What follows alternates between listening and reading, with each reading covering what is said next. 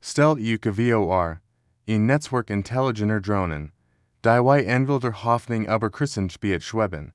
Dies innovative technology illusioneert gerade die Humaniter Hilfe.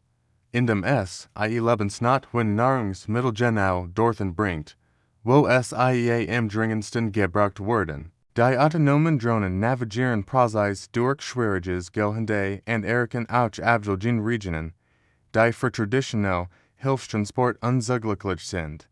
Mit modernster GPS-Technologie und künstlicher Intelligenz ausgestattet, können sie Hindernisse umfliegen und ihr Wortvollfracht sicher ans Ziel bringen. Das Besondere, dies hilft kommt kostenlos bei den Menschen an. Ein System, das Leben rettet und Hoffnung spendet. Täglich werden tausendmal Seiten ausgeliefert.